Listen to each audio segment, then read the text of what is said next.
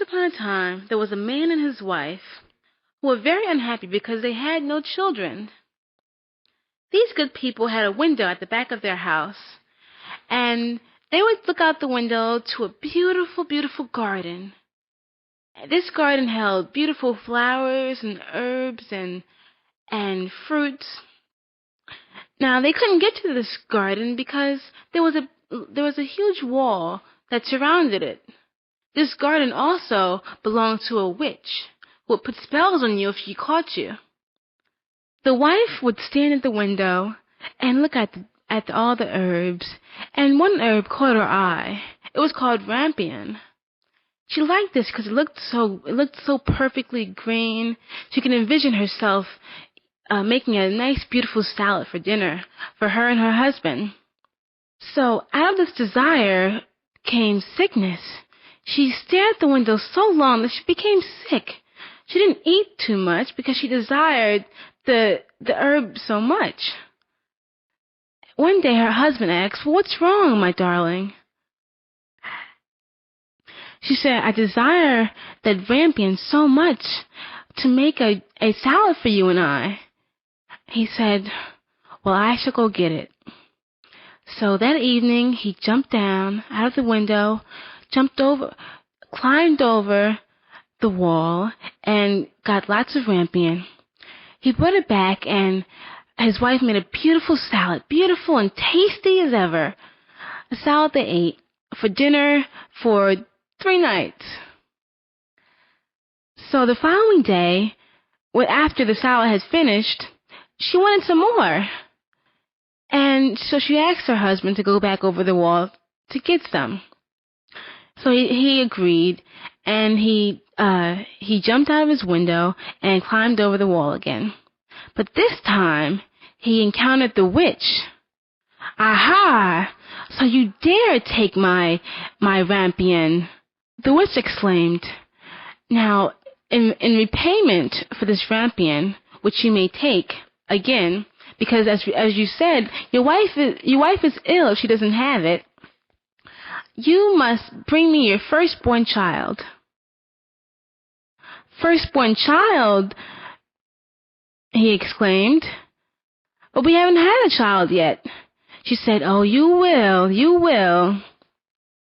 So he went back to his wife with the rampion, and 9 months later, they had a child. At that very moment, the witch appeared in their home and said, "May I have my child now?" And the wife said, "What? My child?" And the husband looked to her sadly, picked up the child, and the witch said, "Hello, Rapunzel, you're so beautiful." "Rapunzel?" the wife said. She said, "Yes, that's the name of the herbs that you used to make your salad, and that your husband took from my garden. So now your child is mine." And whoosh! They disappeared. So now the witch kept their daughter in a tower in the middle of the woods. And this tower had no doors nor stairs. As the child grew up, her hair grew longer and longer, and she grew more beautiful every day.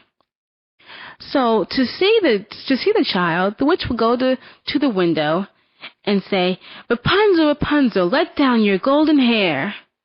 At that moment, Rapunzel would drop down almost 50 feet of hair, and the witch would climb up the tower. So one day, a prince was walking by the tower, and he heard singing, and he stopped to listen to this beautiful singing. So the next day, he was going by again, and he wanted to find out who the voice belonged to. The previous day, he had seen the witch saying, "Rapunzel, Rapunzel, let down your golden hair." So at this time, he said the same thing. "Rapunzel, Rapunzel, let down your golden hair." And down came the 50 feet of hair, which he climbed up. And then he met Rapunzel, and they fell in love.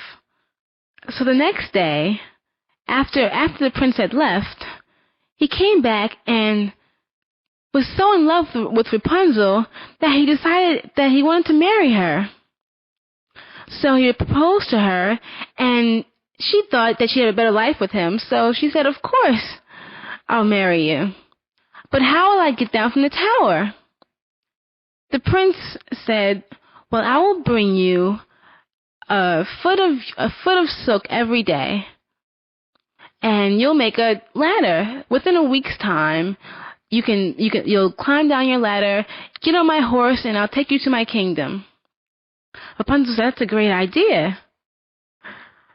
So each day he visited her, he'd bring her a foot of silk, and by the end of the week she had a ladder.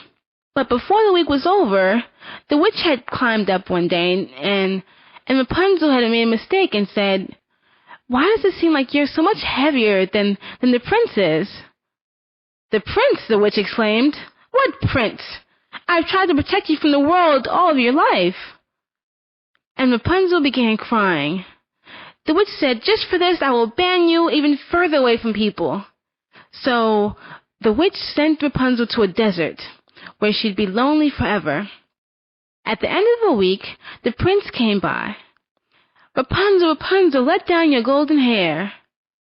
And the witch had cut off all of Rapunzel's hair in her anger, and she stayed up there. She stayed in the tower to trick the prince. She let down the golden hair, and the prince climbed up. Now the prince wasn't expecting the witch, so he gasped at her ugly face. The witch cried, "So you're the man who was trying to take my Rapunzel away from me?" And he said, "Yes, ma'am. Are you her mother?" She said, "No, but I have a surprise for you." And she pushed him out the window. He fell from the window, into vines, which poked his eyes out and left him blind. He stood up and cried, wishing for his Rapunzel to be somewhere near. As he walked through the woods, he eventually found the desert where Rapunzel was. When Rapunzel saw him, she dropped to her knees and began to cry, and so did he. As her tears fell, one of them touched his hand, and he touched his eyes. And at that moment, he was able to see again. And he took her to his kingdom, and they married and were happily ever after.